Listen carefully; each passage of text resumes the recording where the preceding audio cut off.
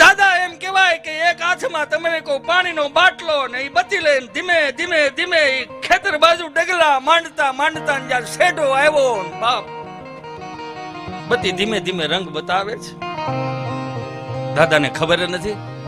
અને 1000 ફૂટનો શેડો ભાઈ, અમારે 1000 ફૂટનો શેડો. પછી હું થયું એ જ તો કહું છું, સાનમોરો રે ને ભાઈ. એ 1000 ફૂટના શેડામાં દાદો આ શેડેથી ઓલે શેડે જઈને ગુંજામાંથી કુશી કાઢી તાળું ખોલ્યું, ઓડીનો દરવાજો ખોલીને 3 ફ્યુઝમાં શેડા અડાડ્યા. 3 માં લેમ છે ભાજપની સરકાર. આમ ટાટર સડાયું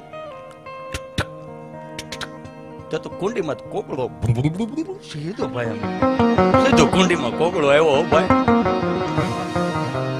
દાદો એમ કેવાય કે ધોરિયાની હારો હાર હેલો જાય, ઓવાળિયા કાઢતો જાય, ડગલા માંડતો જાય, ખંભે પાવડો, એક હાથમાં બત્તી, 5 નાકા વાળા. ખબર નહીં હું છું ભાઈ, હું છું. પાવર પાસો ગયો. દાદોજી આ શેઠેથી ઓલે શેઠે આવું થાય ને બત્તી મળી એના રંગમાં આવવાનું. દાદાને એમ કે બત્તીની અંદર શેડો ઢીલો હોય છે, પણ શેડો ઢીલો નહોતો ને દાદો ઠપકારે આમાં. પણ એમાં ચાર્જિંગ જ નહીં તો શું થાય ભાઈ? વગાડો થોડોક વગાડો. હા હા, ચાર્જિંગ જ નહીં શું થાય ને ખબર નહીં. જ્યાં દાદો આમ તમને કહો આમ ઓવડીની બાજુમાં જવાનું ભાઈ. ભાઈ અમારે 100 ફૂટનો કૂવો, કાંઠા વગરનો કૂવો. એ 100 ફૂટનો કૂવો ભાઈ 70 ફૂટ ભરેલો ને બત્તી બંધ થઈ ગઈ. અને દાદાને ખબર ન રહી કાંઠા વગરનો કૂવો. અને દાદાને ખબર નહીં ભાઈ પગ લપસી ગયો. દાદા કૂવામાં પડી ગયા ને બત્તી કાંઠે પડી રહી ભાઈ, બત્તી કાંઠે પડી રહી, બત્તી કાંઠે. આટલું થયું ને ત્યાં ગભો બોલ્યો. કેટલા ફૂટ કૂવો હતો? બોલો કે 100 ફૂટ કૂવો હતો ભાઈ, 100 ફૂટ કૂવો. 100 ફૂટ કૂવો?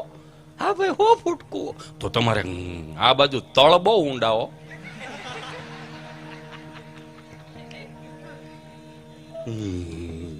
કેટલા ફૂટ ભરેલો? 70 ફૂટ ભરેલો હતો ભાઈ, 70 ફૂટ ભરેલો. એમ તો પાણી સારું કહેવાય. દાદાનો પગ લપસ્યો હતો? હા ભાઈ દાદાનો પગ લપસી ગયો હતો. બત્તી કાંઠે પડી રહી. હા ભાઈ એટલે તો ખબર પડી કે દાદા કુવામાં છે. પગ જ લપસ્યો તો? હા ભાઈ પગ જ લપસ્યો તો દાદો કુવામાં ગમ કરતો ગયો હોય છે ને. હવે એને ન બોલ્યો તો હું વાંધો હતો? આ કરવા નથી અહીંયા.